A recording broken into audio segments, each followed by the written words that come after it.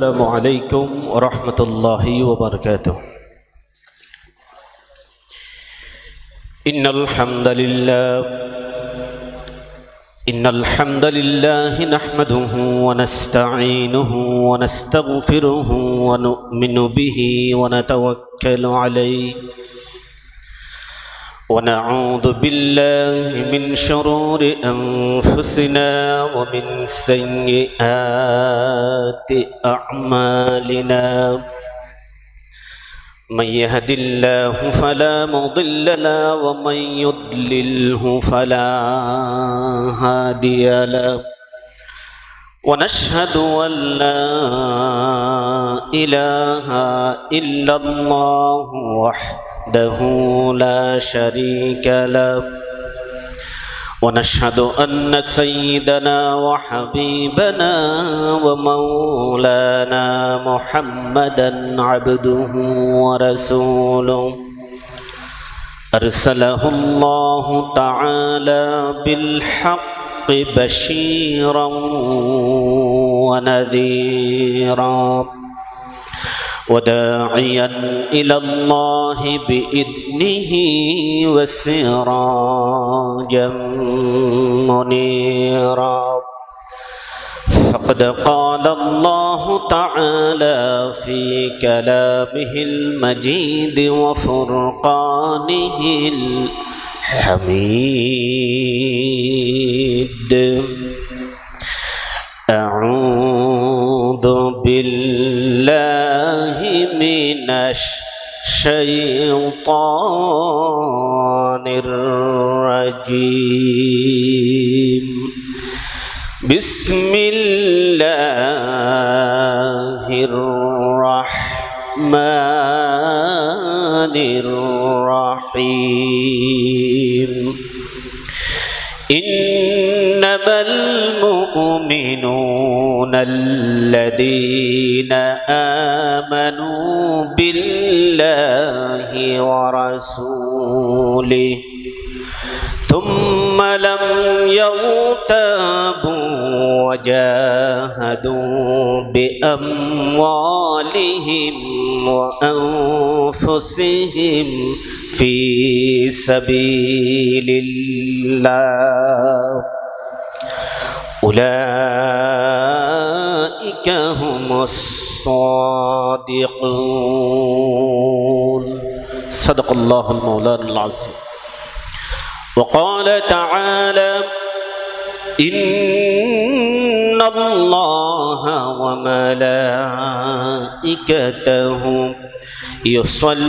يصلون على النبي يا أيها الذين آمنوا صلوا عليه وسلموا تسليما اللهم صل على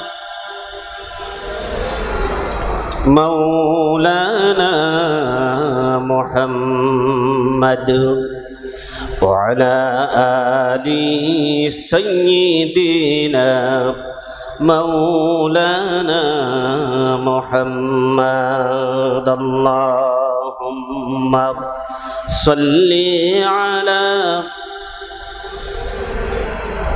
مولانا محمد وعلى آل سيدنا কণ্ঠটাকে ছেড়ে দিয়ে আল্লাহ যাতে খুশি হন সেভাবে ইমানদারের মতো আওয়াজ করে আমরা দরুদ পড়ি। আল্লাহুম্মা সাল্লি আলা মাওলানা মুহাম্মদ ওয়া আলা আলি সাইয়্যিদিনা بلغ العلا بكماله كشف الدجى بجماله حسنت جميع خصاله صلوا عليه وآله بلغ العلا بكماله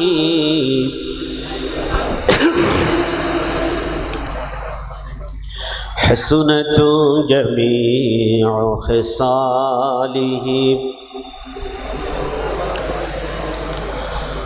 দয়াল নবীর পাক কদমে সালাম আরজ সর্বদা দয়াল নবীর পাক কদমে সালাম আরজ সর্বদা ফেরেশতা যার দরুদ পড়েন খুদ আল্লাহ বালাগাল উলা বিকামালিহি কাশাফাত দুজা বিজামালিহি حسنت جميع خصاله صلوا عليه الحمد لله عاشق رسول صلى الله عليه وسلم ولكل شرمني مجدد محفل سيرة النبي صلى الله عليه وسلم প্রখ্যাত আলেম দ্বীন হযরত আলহাজ শাহ মাওলানা হাফেজ আহমদ রহিমাহুল্লাহ শাহ সাহেব কেবলা চনতি কর্তৃক প্রবর্তিত 54তম 19 দিন ব্যাপী আন্তর্জাতিক সিরাতুন নবী সাল্লাল্লাহু আলাইহি ওয়াসাল্লাম মাহফিলের আজকের 18তম দিনের এই অধিবেশনের সম্মানিত সাহেবে সদর মাহফিল সাতবাড়িয়া চন্দনাইশ এর পীর সাহেব শাহ মাওলানা আব্দুল হালিম রশিদি সাহেব আতালাল্লাহু উমরা বারাকাল্লাহু ফি হায়াতি আমরা বলি আমিন। আজকের মাহফিলে উপস্থিত আছেন শাহ সাহেব কেবলা রহিমাহুল্লাহের সুযোগ্য নাতি আমার অত্যন্ত প্রিয় ভাই জনাব মাওলানা ইতমিনানুল হক বাইহাকি সাহেব আতালাল্লাহু উমরা বারাকাল্লাহু ফি হায়াতি আমরা বলি আমিন। মঞ্চে উপস্থিত আছেন অসংখ্য উলামায়ে কেরাম যাদের নাম নেওয়া খুব বেশি প্রয়োজন ছিল, দরকার ছিল, যাদের ছাত্র হতে পারলে আমার জীবন ধন্য হয়ে যেত। এরকম অসংখ্য আলেমে দ্বীন আছেন, নাম নিতে পারছি না, নাম জানি না, এজন্য দুঃখ প্রকাশ করছি। অন্যদিকে সময়ের স্বল্পতা, হযরত উলামায়ে কেরাম, খুতবায়ে ইজম, ইমাম সাহেবগণ, মুয়াজ্জিন সাহেবগণ, আমার সামনে বসে তদঞ্চলের কোরআন প্রিয় বাংলাদেশের প্রত্যন্ত এলাকা থেকে আগত এই মাহফিলে কোরআন প্রিয় যুবক ভাইয়েরা, ছোট ভাইয়েরা, মুরব্বিয়ান ইজম, বিশেষ করে 19 দিন পর্যন্ত যারা নিরলস পরিশ্রম করে যাচ্ছেন, আমার কর্মী ভাইয়েরা, পর্দার অন্তরালের মুহতারামা মা এবং বোনেরা, আসসালামু আলাইকুম ওয়া রাহমাতুল্লাহি ওয়া বারাকাতুহু। আমরা শুরুতেই মহান মনিবের আলিশান দরবারে কালিমাতুশ শুকর আদায় করছি এই কারণে, যিনি আমাদেরকে হাজার লক্ষ জনতা থেকে বাছাই করে বৃষ্টি স্নাত এই মুহূর্তে আল্লাহর কোরআনকে ভালোবেসে রাসূল করিম সাল্লাল্লাহু আলাইহি সাল্লামের মুহাব্বতের কারণে এই কোরআনুল কারীমের মাহফিলে আমাদেরকে উপস্থিত হওয়ার তৌফিক দান করছেন। সেই মহান মনিবের আলিশান দরবারে আমরা কালিমাতুশ শুকর আদায় করছি তারই শিখিয়ে দেয়া ভাষায়। আমরা সকলেই ইমানদারের মতো আওয়াজ করে বলছি আলহামদুলিল্লাহ। আরেকটু আওয়াজ দিয়ে বলি আলহামদুলিল্লাহ। আমরা আল্লাহর শুকরিয়া আদায় করে নিলাম। এখনো যারা বাইরে এলোমেলো ভাবে ঘোরাফেরারত আছেন, কোরআনুল হাকিম তাদেরকে অত্যন্ত কড়া ভাষায় সতর্ক করেছেন। আল্লাহ পাক সুবহানাহু ওয়া তাআলা কোরআনুল হাকিমের মধ্যে বলেছেন, যদি কোথাও কোরআন দিয়ে মানুষদেরকে উপদেশ দেওয়া হয়, ওই মাহফিলে ইমানদার দাবি করে যারা আসতে পারে না, বসতে পারে না, তাদের চাইতে বড় জালিম অত্যাচারী আসমানের নিচে জমিনের উপরে আর কেউ হতে পারে না। কথা কার? আওয়াজ দিয়ে বলুন, কথা কার? তার চাইতে বড় জালিম আর কেউ নয় যারা আল্লাহর কোরআন থেকে উপদেশ শুনতে আসতে পারে। আল্লাহ রাব্বুল আলামিন বলেন, ওয়ামান আযলামু মিম্মান দুক্কিরা বিআয়াতি রাব্বিহি ফাআরাদা আনহা। আমার আল্লাহ বলছেন, তাদের চাইতে বড় জালিম আর কে হতে পারে যখন তাদেরকে কোরআন দিয়ে উপদেশ দেওয়া হয়, সেই উপদেশ স্থল থেকে বিমুখ থাকে যারা, তাদের মতো বড় জালিম আর কেউ হতে পারে। এজন্য ইমানদাররা এই দুঃসাহস দেখাতে পারে না। একদিকে কোরআন থেকে আলোচনা হবে, উপদেশ দেওয়া হবে, অন্যদিকে এদিক সেদিক ঘোরাঘুরি করবে। এটা মুমিনের শান হতে পারে? আমরা এই জন্য মহান মুনিবের কাছে ফরিয়াদ করছি, আল্লাহ কোনো যারা বাইরে দাঁড়িয়ে আছেন তুমি তাদেরকে বসবার তৌফিক দাও। আমরা বলি আমিন। প্রিয় উপস্থিতি, আমাকে সময় দেওয়া যে হয়েছে, আর 25 মিনিট মতো আমার হাতে সময় আছে, 3টা পর্যন্ত আলহামদুলিল্লাহ। যাই হোক, তার মানে 40 মিনিট আমার হাতে সময় আছে। এজন্য ভূমিকা ছাড়াই আমাকে যে বিষয় দেয়া হয়েছে সেই বিষয়ে সরাসরি চলে যাচ্ছি, আল্লাহর সাহায্য কামনা করে আপনাদের কাছ থেকে দোয়া আছে বিমাশিয়াতিল্লাহি তাআলা। আপনারা কি দোয়া করবেন আমার জন্য? দোয়া করবেন না কারা কারা? একটু হাত তুলেন দেখি। দোয়া করবেন না? একটু দোয়া চাই, আমার জন্য দোয়া করবেন। প্রিয় উপস্থিতি, আমাকে যে বিষয় দেওয়া হয়েছে, একজন মুমিনের জন্য, একজন ইমানদারের জন্য সবচেয়ে বেশি যেই জিনিসটা দামি এবং গুরুত্বপূর্ণ সেটা হচ্ছে ঈমান। সেটার নাম কি? আওয়াজ দিয়ে বলুন, সেটার নাম কি? ঈমান। ঈমান হচ্ছে, আমি আমার ভাষায় বলি, আপনারা দেখে থাকবেন, যেই গাছের শিকড় যত বেশি মাটির নিচে তলে যাবে, ওই গাছ তার ভিত এবং ভিত্তি তত বেশি মজবুত হয়ে যায়। ঠিক না বলুন? যত বাতাস, যত সাইক্লোন, ঝড় ঝঞ্ঝা তুফান আসুক না কেন, ওই গাছটাকে সহজে মাটির সাথে মিশিয়ে দিতে পারে না। ঠিক তদ্রূপ যেই মুমিনের ঈমান মজবুত হবে, গাছের শিকড় সম হবে, একদিন নয়, 2 দিন নয়, 1 বছর নয়, 15টি বছর পরেও ওই ঈমানদারদেরকে আল্লাহর পথ থেকে বিচ্যুত করতে পারে না এবং পারে না। ঠিক কিনা বলুন? আবার অপর পক্ষে যারা নিজেদেরকে ঈমানদার দাবি করবে কিন্তু ঈমানের ভিত ঠিক নাই, ক্ষমতা যদি চলে যায় 5 মিনিট থেকে থাকতে পারে না, তাদেরকে দেশ ছেড়ে পালিয়ে যেতে হয়। ঠিক কিনা বলুন? আর ঈমানের শিকড় যদি ঠিক থাকে, ক্ষমতা না থাকলেও 15 বছর কেন, হাজার হাজার বছর ধরে কোরআনের সুবাস তারা ছড়িয়ে দিতে পারে। ঠিক কিনা বলুন? এজন্য ঈমানটা অত্যন্ত গুরুত্বপূর্ণ একজন মুমিনের জন্য। প্রিয় ভাই, সব মনে রাখতে হবে, আল্লাহ পাক কোরআনুল হাকিমের ভিতরে বলেছেন, অধিকাংশ ঈমানদার কিন্তু ঈমানদার হয়েও, ঈমানদার নিজেকে দাবি করবার পরেও অধিকাংশ ঈমানদার মুশরিক হয়ে যায়। নাউযুবিল্লাহ মিন যালিক।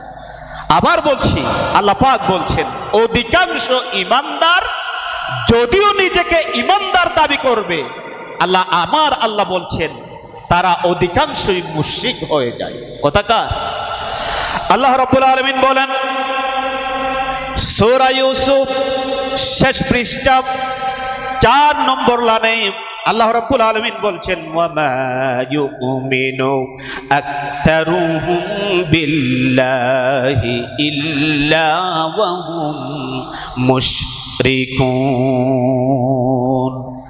আমার আল্লাহ বলেন অধিকাংশ মানুষ আল্লাহতে বিশ্বাস করে সাথে সাথে আবার আমার আল্লাহর সাথে শিরকও করে। নাউজুবিল্লাহ। যারা শিরক করবে এরা কখনো জান্নাতে প্রবেশ করতে পারবে? আল্লাহ বলছেন অধিকাংশ ঈমানদার মুশরিক, আল্লাহকে অস্বীকারী হয়ে যায়। এজন্য আসুন আমরা ঈমানদারের পরিচয় জেনে নেই এবং কুফর সম্পর্কে কিছু আলোচনা আমরা করি। প্রিয় ভাই সব, এই যে ঈমান শাব্দিক অর্থ আমাদেরকে জেনে নিতে হবে। জেনে নেওয়ার আগে আপনাদেরকে বলছি ঈমানের ভিতরে আপনার ঈমানের উপর নির্ভর করেই আপনার কর্মের ফলাফল আল্লাহ আপনাকে দিবেন। যদি ঈমান ভালো হয় তাহলে আমার ফল ভালো হবে, আর যদি আমার ঈমান হয় ঘুণে ধরা, পচা এবং নষ্ট, তাহলে আমার আমল হবে জাহান্নামে যাওয়ার জন্য কারণ। নাউজুবিল্লাহ। আর ঈমান যদি ভালো হয় তাহলে আমার যে প্রাসাদ গড়ে উঠবে আমলের, সেটা হবে আমার জন্য দুনিয়ার সফলতার কারণ, পরকালে আল্লাহকে পাওয়ার মাধ্যম। সুবহানাল্লাহ। এই জন্য ঈমানটা অত্যন্ত গুরুত্বপূর্ণ। আবিধানিক দৃষ্টি থেকে ঈমান শব্দটি আরবি আমনুন শব্দ থেকে এসছে। মাদ্রাসার ছাত্র যারা আছো, আমনুন এই শব্দটি হলো খৌফ এর বিপরীত। আরবিতে খৌফ অর্থ হলো ভয় করা, আর ভয়ের বিপরীত হচ্ছে নিরাপত্তা, নিরাপত্তা পাওয়া। আল্লাহ রাব্বুল আলামিন বলেন ওয়ালানুবাদদিলান্নাহুম মিন বা'দি খাউফিহিম আমনা। আল্লাহ পাক বলছেন নিশ্চয় আল্লাহ তাদের ভয়কে প্রশান্তিতে পরিবর্তন করে দিবেন, নিরাপত্তায় আচ্ছাদিত করে দিবেন। খাউফ এর বিপরীত, ভয় এর বিপরীত হলো প্রশান্তি। প্রিয় ভাই সব, এই আমনুন কুরআনুল কারীম এবং হাদিসের মধ্যে ঈমানের 4টি অর্থ পাওয়া যায়। কয়টি অর্থ? আমি কিন্তু এখানে সরাসরি আলোচনায় ঢুকে পড়েছি এবং অত্যন্ত সংক্ষিপ্ত সারে মূল কথাগুলো বলতে যাচ্ছি। ঈমান শব্দটি কোরআন এবং হাদিসের মধ্যে 4টি অর্থে ব্যবহৃত হয়। কয়টি অর্থে ব্যবহৃত হয়? আওয়াজ দিয়ে বলুন, কয়টি অর্থে ব্যবহৃত হয়? 4টি অর্থে ব্যবহৃত হয়। 1 নম্বর, আমনুন শব্দটি যখন বাবে ইফআল, মাদ্রাসার ছাত্র যারা আছো, ইফআল থেকে ব্যবহৃত হয় তখন এর অর্থ হয় নিরাপদ করা, নিরাপদে রাখা। আল্লাহ রাব্বুল আলামিন বলেন ওয়াআমানাহুম মিন খাউফ। আমার আল্লাহ বলেন তিনি তাদেরকে যুদ্ধ ভীতি থেকে নিরাপদ রাখেন। ঈমানের একটি অর্থ হচ্ছে যদি কাফেরদের সাথে মুসলমানদের যুদ্ধ বাঁধে, আল্লাহ রাব্বুল আলামিন ওই ঈমানদারদের অন্তরে যুদ্ধের যে ভয় আসে সেই ভয় থেকে নিরাপদ রাখেন কে? আল্লাহ সুবহানাহু ওয়া তাআলা। আজ ঈমানদার যারা আছি, আমরা মুসলমান যারা আছি, জিহাদের নাম শুনলেই কলিজা তরতর তরতর করে কাঁপে, অথচ আমার নবীজি মুহাম্মদুর রাসূলুল্লাহ সাল্লাল্লাহু আলাইহি সাল্লামের সাহাবায়ে কেরাম রাদিয়াল্লাহু তাআলা আনহুম আজমাইন যারা ছিল, তারা যখন জিহাদের কথা শুনতেন, এরা এই যে লাইট দেখলে যেমন পোকামাকড় দৌড়ে আসে, সাহাবীরাও ঠিক সেরকম জিহাদের পথে দৌড়ে যেত। কার আগে কে যেতে পারবে? আল্লাহু আকবার। কারণ কি? ঈমান। ঈমান যার অন্তরে থাকবে আল্লাহ পাক তাদেরকে যুদ্ধের যে ভয় সেখান থেকে নিরাপদ রাখেন, এই একটি অর্থ। এরপরে ঈমানের 2 নম্বর অর্থ হলো, ঈমান শব্দটি যখন বা বর্ণের সংযুক্তিতে ব্যবহৃত হয় তখন এর অর্থ হয় তাসদীক বা সত্যায়ন করা। আল্লাহ রাব্বুল আলামিন বলেন, আমানার রাসূলু বিমা উনজিলা ইলাইহি মির রাব্বিহি ওয়াল মুমিনুন। ঈমানের দ্বিতীয় যেটা অর্থ সেটা হচ্ছে যে এই বা সংযুক্তিতে ব্যবহৃত হলে এর অর্থ হয় সত্যায়ন করা। আল্লাহ পাক বলছেন, নিশ্চয় রাসূল এবং ঈমানদার যারা আছে আল্লাহ পাক যা নাজিল করেন সবগুলো সত্যায়ন করেন। সুবহানাল্লাহ। সত্যায়ন এটার অর্থ হচ্ছে নিজে বিশ্বাস করা, বিশ্বাস করে বসে থাকবে না, ওই বিশ্বাসকৃত বিষয়টি মানুষদের কাছে প্রচার করাটার নাম হলো সত্যায়ন করা। সুতরাং ঈমানের দ্বিতীয় যে অর্থ শাব্দিক সেটা হচ্ছে সত্যায়ন করা। এরপরে ঈমানের তৃতীয় আরেকটি অর্থ হলো শাব্দিক। ঈমান শব্দটি যখন লাম বর্ণের সংযুক্তিতে ব্যবহৃত হয় তখন এর অর্থ হয় ইনকিয়াদ বা আত্মসমর্পণ করা। যেমন আল্লাহ রাব্বুল আলামিন বলছেন, আনুমিনু লিবাশারাইনি মিথলিনা ওয়া কওমাহুমা আবিদুন। আল্লাহ রাব্বুল আলামিনের নবী যখন ইসলামের দিকে তাদের কওমদেরকে ডাকছিলেন, কওমদেরকে যখন ঈমানের দিকে ডাকতেন তখন তারা বলতো, আমাদের ন্যায় এই 2 ব্যক্তির কাছে আমরা কি আত্মসমর্পণ করব? সুতরাং ঈমান এর আরেকটি অর্থ 3 নম্বর যেটা অর্থ সেটা হচ্ছে আত্মসমর্পণ করা। ঈমানদাররা কেবলমাত্র শুধুমাত্র একমাত্র আত্মসমর্পণ করে কার কাছে? আওয়াজ দিয়ে বলুন, কার কাছে? এজন্য ঈমানদাররা দুনিয়ার কোন শক্তিকে ভয় পায় না, ঈমানের বিবেচনা। এরপরে ঈমান শব্দটি যখন আলাহ শব্দের সংযুক্তিতে ব্যবহৃত হয় তখন এর অর্থ হয় নির্ভর করা, বিশ্বাস করা। একমাত্র একটা হাদিসের মধ্যে এই অর্থটি এসেছে। আল্লাহর হাবিব বিশ্বনবী রাসূল করিম সাল্লাল্লাহু আলাইহি সাল্লাম বলছেন, ইল্লা আ'তা মিনাল আয়াতি মা মিথলুহু আমানা আলাইহিল বাশার।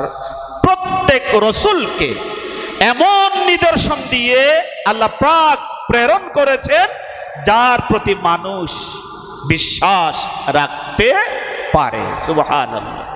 নবী রাসূলরা আম্বিয়া কেরাম আলাইহিমুস সালামরা যা কিছু আল্লাহর প্রতি আল্লাহর কাছ থেকে নিয়ে এসেছেন, ঈমানদার যারা আছে নিঃসংকোচে নির্দ্বিধায় সব কিছু বিশ্বাস রাখতে পারবে। সুবহানাল্লাহ। শাব্দিক ঈমানের এই 4টি অর্থে আসে কোরআন এবং হাদিসের ভিতর। এখন আসুন, এই ঈমানের পারিভাষিক সংজ্ঞা দিয়েছেন ইসলামী স্কলার যারা আছেন, তারা সংজ্ঞা দিয়েছেন আমাদের নবী, প্রাণের নবী মুহাম্মদুর রাসূলুল্লাহ সাল্লাল্লাহু আলাইহি সাল্লাম, আর সংজ্ঞা দিয়েছেন স্বয়ং আমার আল্লাহ সুবহানাহু ওয়া তাআলা।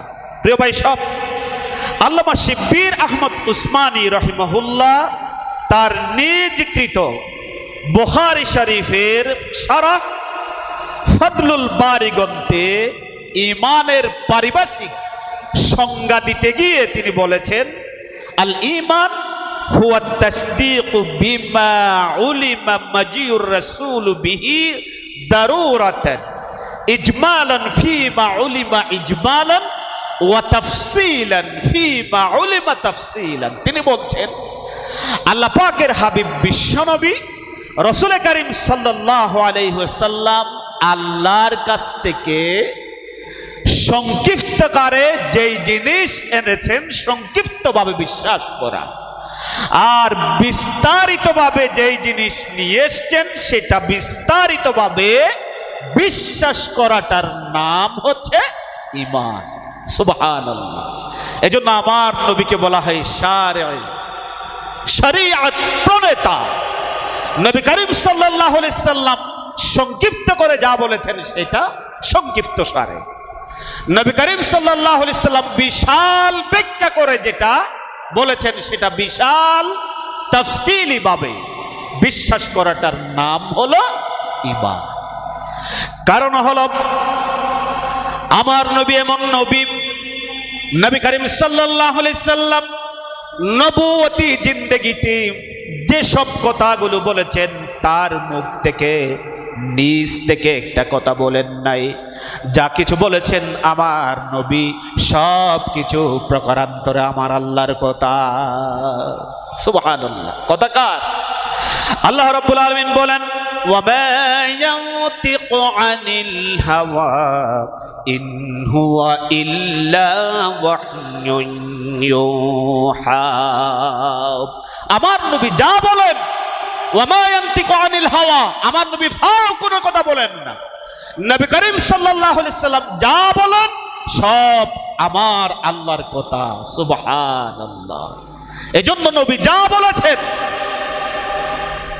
সব বিশ্বাস করাটার নাম হলো ঈমান। কিন্তু আজ এক শ্রেণীর ঈমানদার আছে যারা নিজেদেরকে মুমিন পরিচয় দেয়, মুসলমান পরিচয় দেয়, কিন্তু আমার নবীর দমদান মুবারক শহীদ হওয়া সেই জীবনকে তারা সহ্য করতে পারে না, পারে না, পারে না। ঠিক না বলো?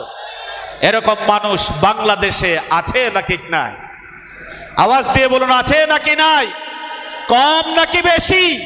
ও মুসলমান, মনে রাখতে হবে আমার নবী নবুয়তি জীবনের 23 বছর জিন্দেগিতে যেটা যেভাবে করেছেন সেভাবে মানার নামটা হলো ঈমান। সুবহানাল্লাহ।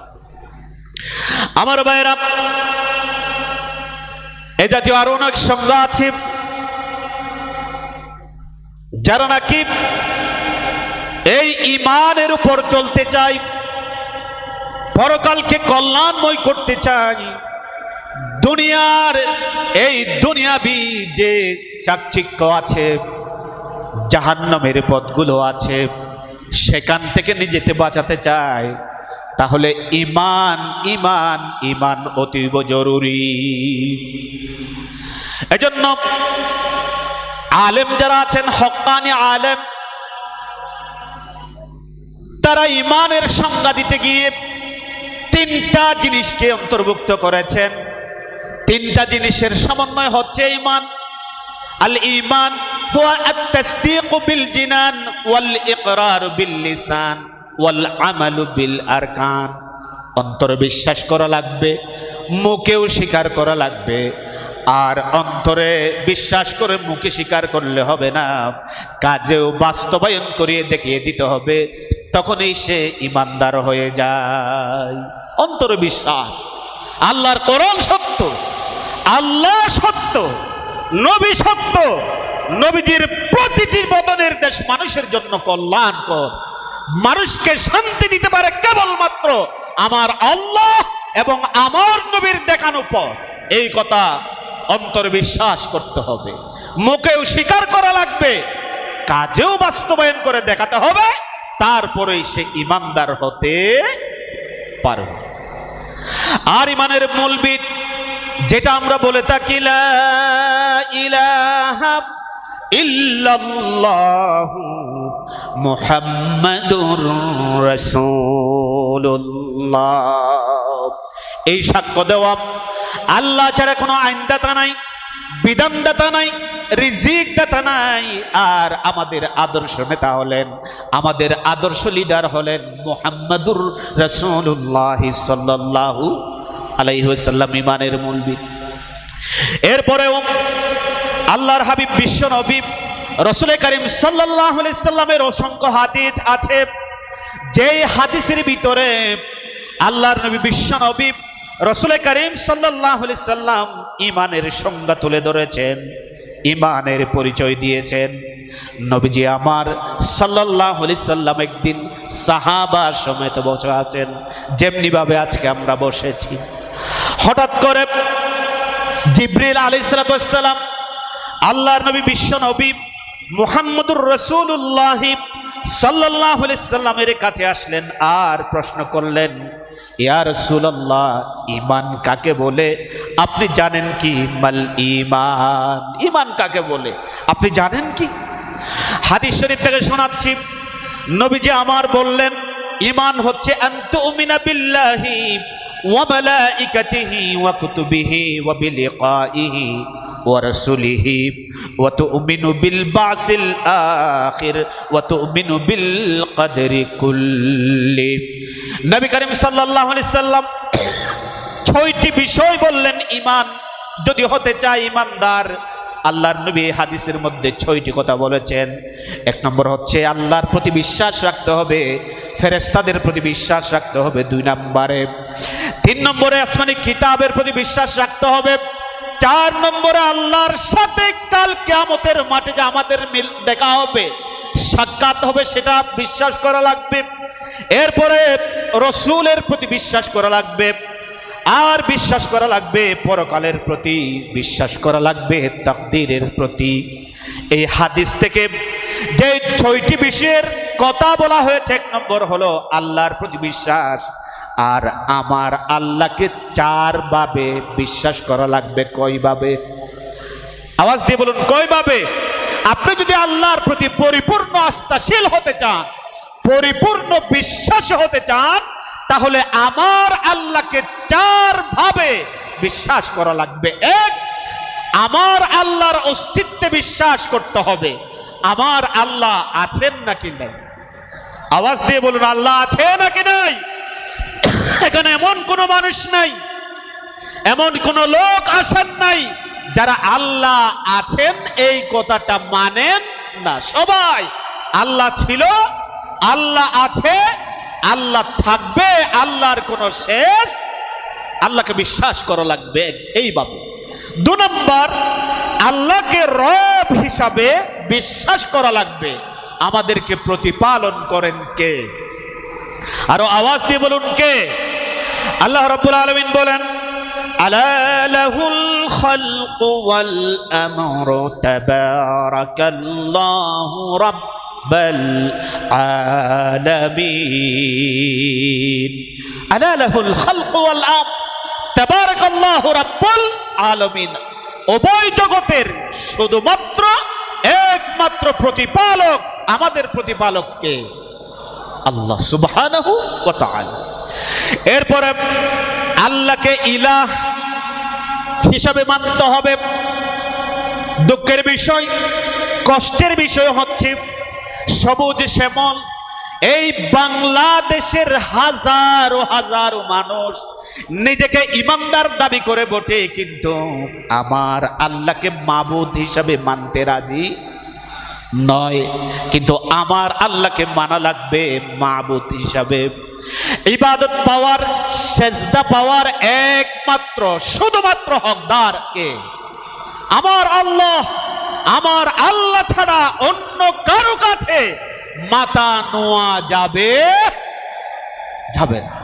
কিন্তু যারা ইমানদার দাবি করে আমার আল্লাহ ছাড়া অন্য কারো কাছে মাথা নুইয়ে দেয়, এরা ইমানদার হতে পারে না। এখন প্রশ্ন করবেন, আপনি প্রশ্ন করতে পারেন, হুজুর আমরা তো 5 ওয়াক্ত নামাজ পড়ি, কিন্তু আমরা কখনো তো আল্লাহকে ছাড়া অন্য কারো কাছে মাথা নুইয়ে দেই নাই।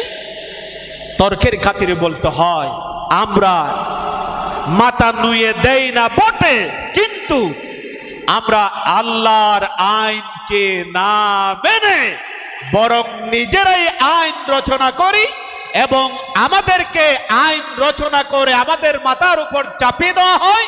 কোরআনের আইন বাদ দিয়ে সেই আইন দিয়ে আমরা বিচার করি। এরকম হয় নাকি হয় না?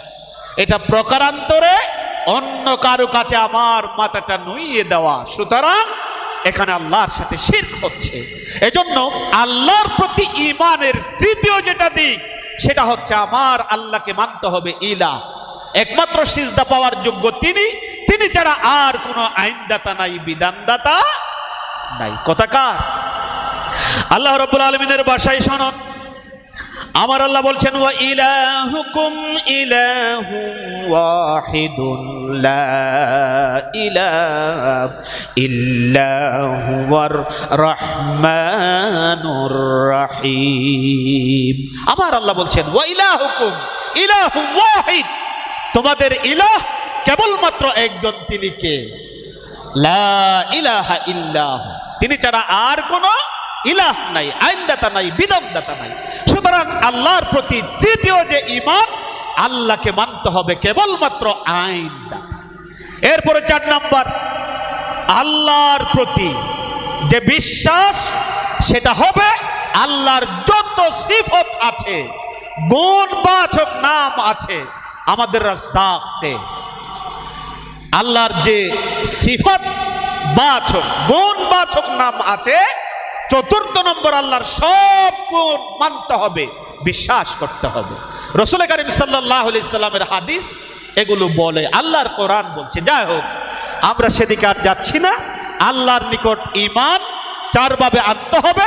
এরপরে বাকি 5টি যেগুলো বললাম, ফেরেশতাদের প্রতি, কিতাবের প্রতি, পরকালে আল্লাহর সাথে সাক্ষাতের প্রতি, তাকদীরের প্রতি আমাদের বিশ্বাস রাখতে হবে। এখন আসুন, এই যে ঈমান ঈমান বলি আমরা, সেই ঈমানের হাকিকাত কি তার আগে বলে দিতে চাই।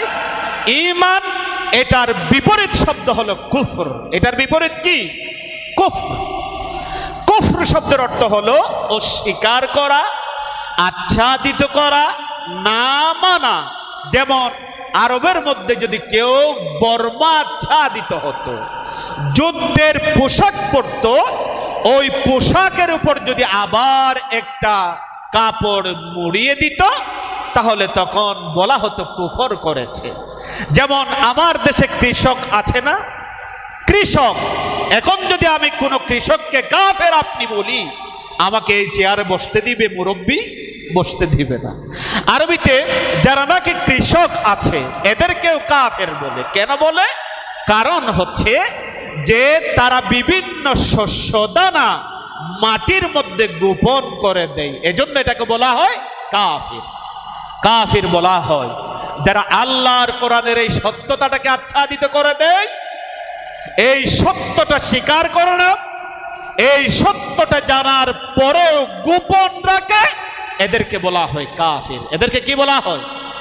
এজন্য আল্লাহ রাব্বুল আলামিন বলেন, ফামান ইয়াকফুর বিত-তাগুতি ওয়া ইউমিন বিল্লাহি ফাকাদ ইসতামসাকা বিল উরওয়াতিল উসকা।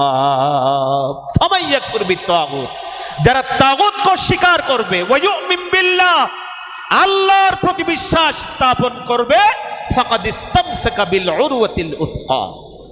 প্রিয় ভাই সব, আমি যে কথা বলতে চাই, এই যে কাফির, এদেরকে কাফির বলা হয় এ কারণে এরা আমার নবীর আনিত সত্য বিধানকে সত্য জানার পরেও তারা এগুলো গোপন করে ফেলে।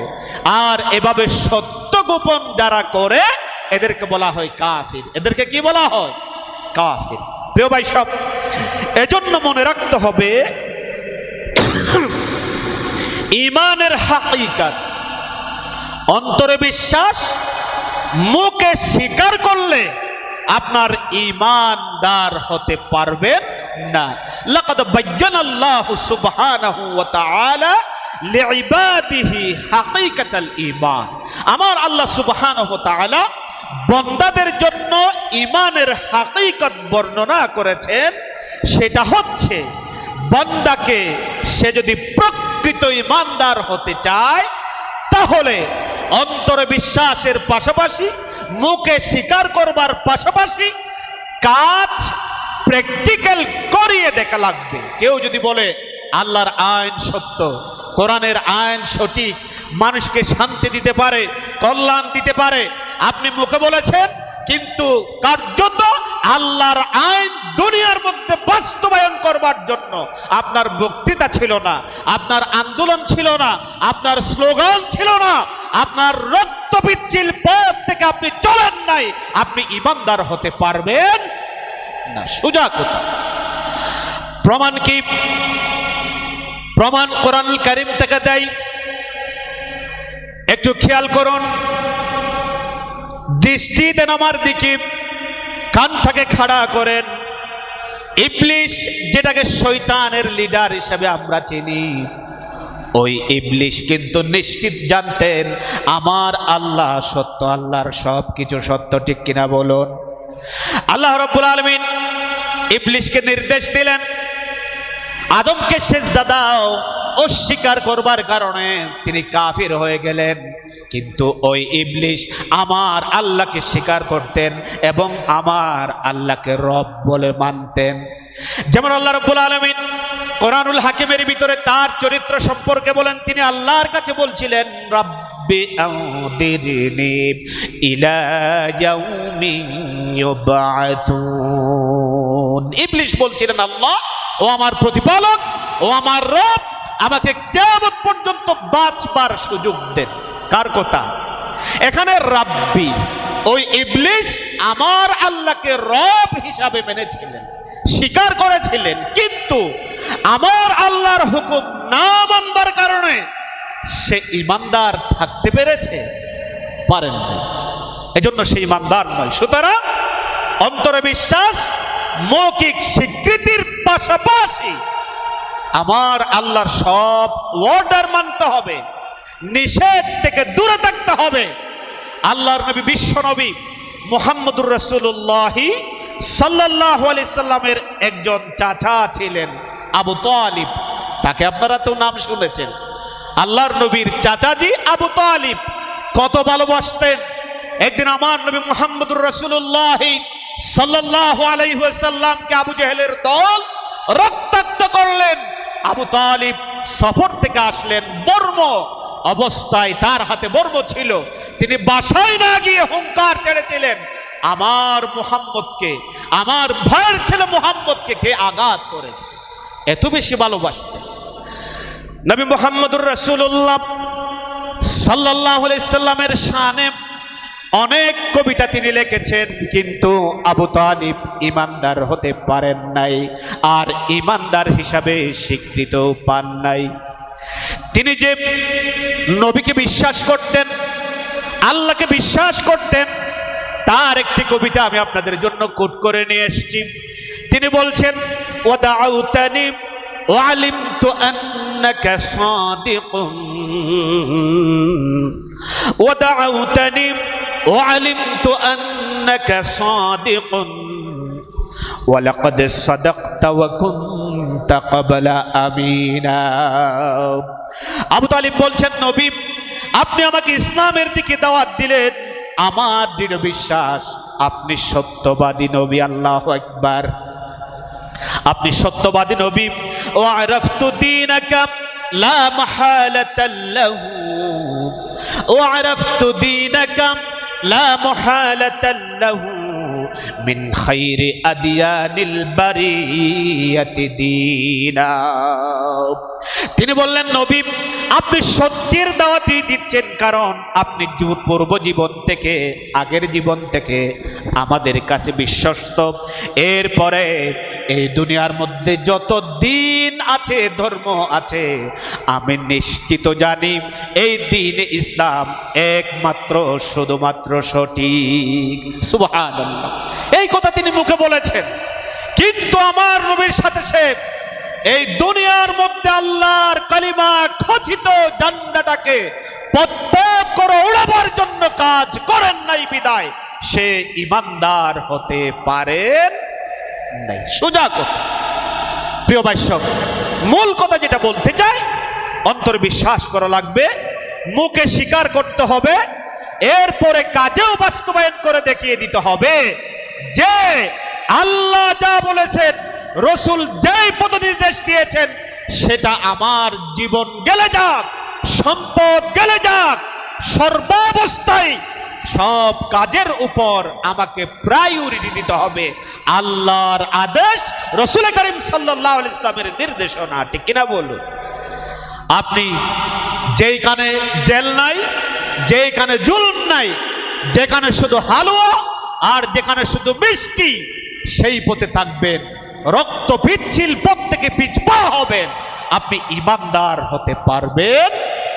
রসুলকে যদি সত্যি ভালোবাসেন তাহলে আমার নবীর সব কিছু তো আপনাকে ভালোবাসতে হবে। কথাকার আল্লাহ রাব্বুল আলামিন বলেন, ওয়ামা আরসালনা মির রাসূলিন ইল্লা লিয়ুতাআ বিইذনিল্লাহ।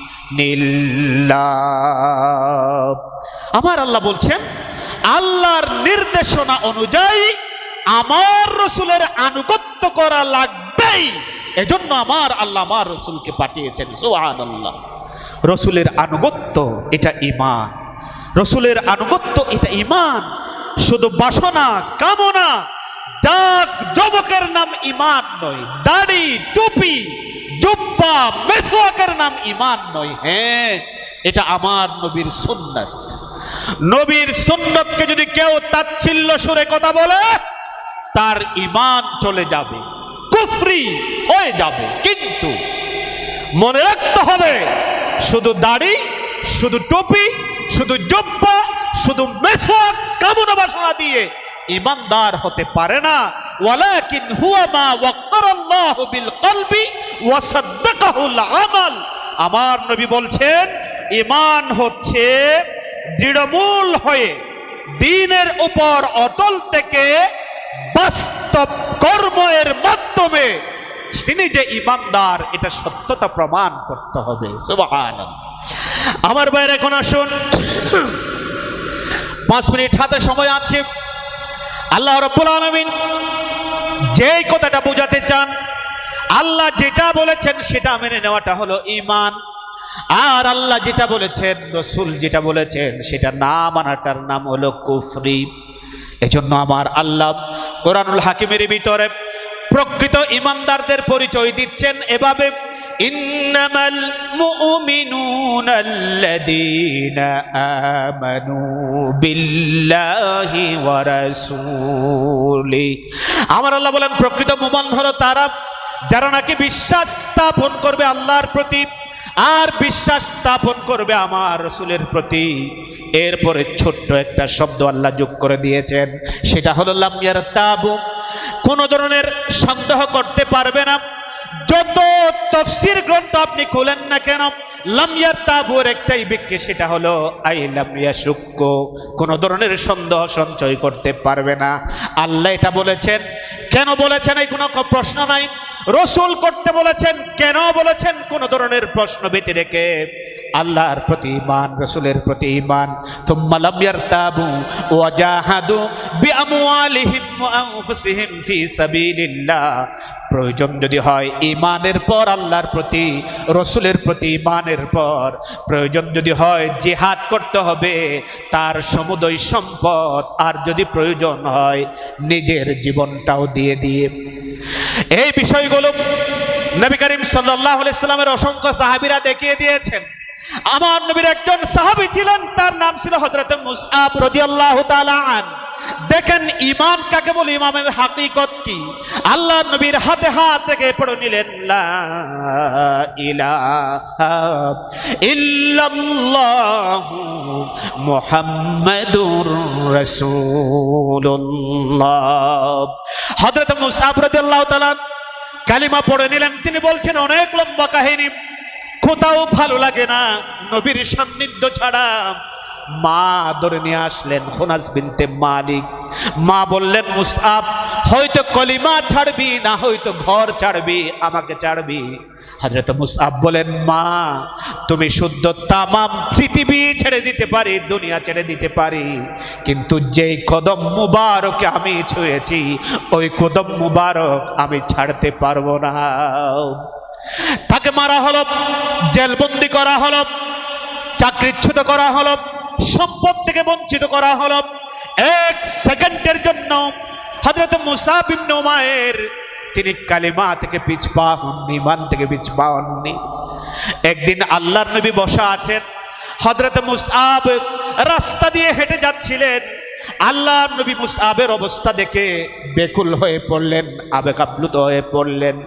নবী মুহাম্মদ সাল্লাল্লাহু আলাইহি সাল্লামের চোখ মোবারক থেকে টপ টপ টপ টপ করে পানি ঝরছিল। সাহাবীর অবস্থা দেখে জিজ্ঞেস করলেন, ইয়া রাসূলুল্লাহ, আপনার চোখে পানি, আপনার চোখ থেকে পানি ঝরে? আল্লাহর নবী বললেন, ও আমার সাহাবীরা শোনো, আমার মুসআবের দিকে দেখো। এই মক্কার জমিনের ভিতরে মুসআবের চাইতে সুগন্ধিত দামি আতর কেউ ব্যবহার করতেন না। তার শরীরে শোভা পেত রেশমি কাপড়, কিন্তু আজ ইমানের বদৌলতে আমার মুসআব তার সমুদয় সম্পদটাকে লাথি মেরে দুনিয়ার চাকচিক্যকে ডিনাই করে আমার আল্লাহর জন্য, আমি রসুলের জন্য শত তালি যুক্ত কাপড় পরেছে। আমার ভাইরা, উহুদের ময়দানে যুদ্ধ আরম্ভ হবে। নবীজি কাকে, কার হাতে ঝান্ডাটা তুলে দিবেন ইসলামের এদিক সেদিক দেখছিলেন। হঠাৎ করে হযরত মুসআবকে ডাকলেন, এদিকে আসো আদরত চল। হযরত মুসআবকে ঝান্ডাটা তুলে দিলেন। অনেক লম্বা কাহিনী আপনারা জানেন। যুদ্ধ শুরু হয়ে গেল, উহুদের যুদ্ধ। আল্লাহ রাব্বুল আলামিন বিজয় দিয়ে দিলেন। রসুলের যে নির্দেশনা ছিল ভুলে যাওয়ার কারণে আবার মুসলিম সেনানিবাসে বিপর্যয় চলে আসলো। হযরত মুসআব হঠাৎ করে দৃষ্টি দিয়ে দেখলেন, খেয়াল করলেন, কাফেরেরা আমার নবীকে চতুর্দিক থেকে ঘিরে ধরেছে। তিনি ভাবলেন, একটু পরেই তো আমার নবীকে শেষ করে দিবেন। হযরত মুসআব তাৎক্ষণিক একটা চিন্তা করলেন যে আমি যদি লম্প ঝম্প মারি, হয়তোবা কাফেররা আমার নবীকে ছেড়ে দিবে আর আমাকে চতুর্দিক থেকে ঘিরে ধরবে। তরবারির আঘাতে আঘাতে আমার জীবনটা শেষ হয়ে যাবে, আমি শহীদ হয়ে যাব, বিনিময়ে আমার নবী বেঁচে যাবেন। সুবহানাল্লাহ, কি ভালোবাসা! ঈমান কাকে বলে? আমরা ঈমানদার দাবি করি, কিন্তু আল্লাহর কোরআনের বিরুদ্ধে আমার নবীর সম্মান নিয়ে যখন সিনিমিনি খেলে, তখন আমি ঈমানদারের রক্তে আগুন জ্বলে না, ঠিক কিনা বলো? যদি ঈমানদার হন, আল্লাহর নবীকে নিয়ে যদি কেউ চুল পরিমাণ কটূক্তি করে, আপনি ঈমানদার হলে ঘরের মধ্যে বসে থাকতে পারেন না। এটা নবী বলেছেন, যার হৃদয়ে নিজের চাইতে, সন্তান সন্ততির চাইতে, পিতামাতার চাইতে ভালোবাসা আমি নবীর জন্য বেশি হবে না, সে কখনো ঈমানদার হতে পারে। হযরত মুসআব রাদিয়াল্লাহু তাআলা আনহু যে চিন্তা সেই কাজ, লম্ফজম্প মারছিলেন। উদ্দেশ্য হলো কাফেররা আমার নবী থেকে বিমুখ হয়ে যাবে, নবী করিম সাল্লাল্লাহু আলাইহি সাল্লাম জীবন রক্ষা পেয়ে যাবেন। একটা স্লোগান দিলেন, ওয়ামা মুহাম্মাদুন ইল্লা রাসূলুন ক্বাদ খালাত মিন ক্বাবলিহির রাসূল। তখন ওই কোরআনের আয়াত হিসাবে নাজিল হন নাই। এই স্লোগান দিয়ে তিনি আকাশের দিকে লম্ফঝম্প মারছিলেন। কাফেররা তার চিন্তা অনুযায়ী চতুর্দিক থেকে হযরতে মুসআব ইবনে উমাইরকে ঘিরে ফেললেন। ইবনে কামিয়াম তরবারি মারলেন ডান হাতে, এক তরবারিতে ডান হাত শরীর থেকে বিচ্ছিন্ন হয়ে গেল। তিনি লাফ দিয়ে বাম হাতে কালিমা খচিত ঝান্ডাকে উপরে তুলে ধরলেন। আরেকটা তরবারি মারল, ডান হাতটাও দেহ থেকে বিচ্ছিন্ন হয়ে গেল। এরপরে দুই বাহু দিয়ে তিনি ঝাঁপ দিয়ে কালিমার ওই পতাকাটা আসমানের দিকে তুলে ধরলেন আর শাহাদতের রোমিও সুধা পান করলেন।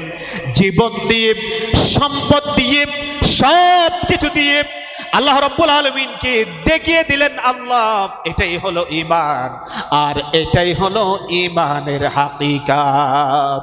কিছু মানুষ আছে আল্লাহর কোরআনের কিছু মানবে আর কিছু মানে না। আল্লাহ রাব্বুল আলামিন বলছেন এরা কিন্তু ঈমানদার হতে পারে। আমার আল্লাহর ভাষায় শুনুন, আমার আল্লাহ বলেন, আফাতুমিনুনা বিবাদিল কিতাবি ওয়া তাকফুরুনা বিবাদ। কোরআনের কিছু আয়াত মানবি আর কিছু আয়াত মানবি না, কোরআনের কিছু আয়াত মানবি আর কিছু আয়াত মানবি না, সুবিধাবাদে নিন্দাবাদ মুমিন হতে পারবি না, তুই মুমিন হতে পারবি না। কথাকার আরো চিল্লাই বলুন কথাকার।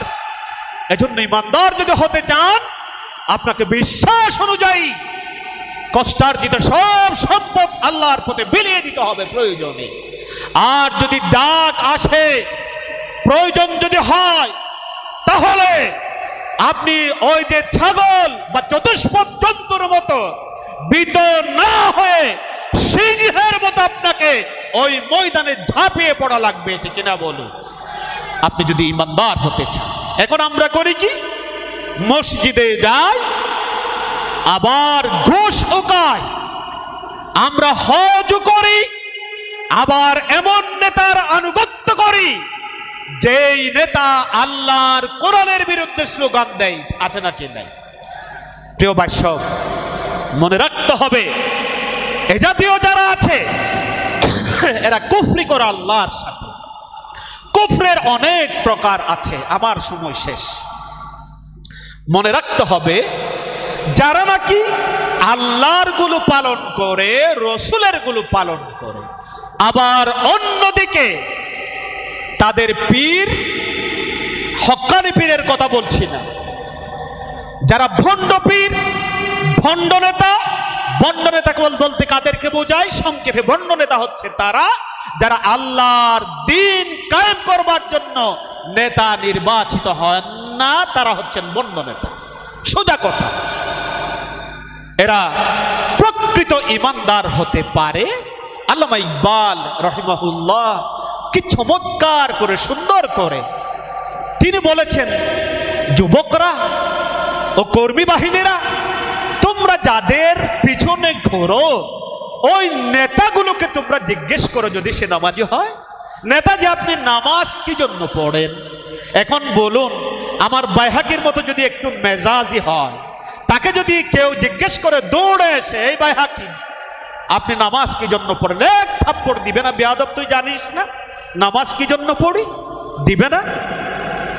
এখন আল্লামা ইকবাল বলছেন, এরকম যদি নেতা হয়, একদিকে নামাজ পড়ে, একদিকে রোজা রাখে, একদিকে হজ করে, একদিকে যাকাত দেয়, অন্যদিকে আল্লাহু আকবারের স্লোগান দিতে পারে না, হোটেলে যায় এটাও পান করে, তুমি তাকে প্রশ্ন করো, নেতাজি বুঝলাম আপনি নামাজ পড়েন আল্লাহকে সন্তুষ্ট করবার জন্য, কিন্তু এটা পান করেন কেন? ইসলামের বিরুদ্ধে স্লোগান দেও কেন? তখন কি বলবে? আল্লামা ইকবাল বলছেন, কি বলছেন? मस्जिद में जाके नमाज पढ़ो हम, होटल में जाके शराब पियो। मस्जिद में जाके नमाज पढ़ो हम, होटल में जाके शराब पियो, ताकि रहमान भी राजी रहे, शैतान भी नाराज न हो। আল্লামা ইকবাল বলছেন, তারা বলবে আমরা মসজিদে যাই, নামাজ পড়ি আল্লাহকে সন্তুষ্ট করবার জন্য, আবার আমরা উঠে একটু খাই,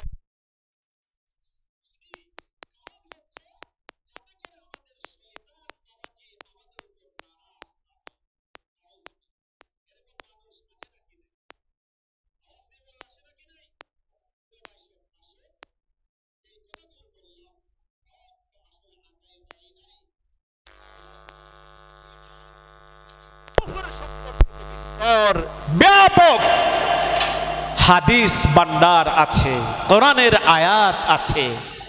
আমার মতো অদক্ষ, অযোগ্য, জ্ঞানহীন, ইলমহীন মানুষের পক্ষে কুফর এবং ঈমান সম্পর্কে ছোট্ট পরিসরে পুরো আলোচনা তো সম্ভব নয়।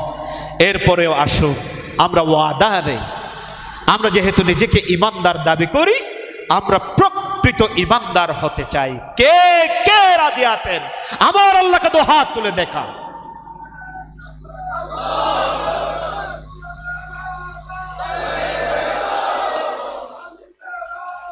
প্রিয় ভাইসব, আসুন আমরা প্রকৃত ইমানদার হয়ে কাল কিয়ামতের মাঠে যাতে জান্নাতে হয়ে আল্লাহর সাথে সাক্ষাৎ লাভ করতে পারি, সেরকম আমাদের জীবনটা ভবিষ্যৎ যে হায়াতটুকু পাবো সেভাবেই পরিচালিত করি। বলি ইনশা। শেষান্তে যথারীতি আমার জন্য দোয়া চাই। দোয়া করবেন না কারা কারা? হাত তুলেন তাড়াতাড়ি। এখনো ঠিক নয় বাজিও, দোয়া করবেন না? একটু আমার জন্য দোয়া চাই। আমার জন্য হুজুর মুহতারাম লাল কার্ড দিয়ে দিয়েছেন, আর এগুলো যাবে না। আল্লাহ পাক আমাদের সবাইকে কবুল করুন। ও আখির দাওয়ানা আনিল হামদুলিল্লাহি রাব্বিল আলামিন। ওয়াসসালামু আলাইকুম ওয়া রাহমাতুল্লাহি ওয়া বারাকাতুহু।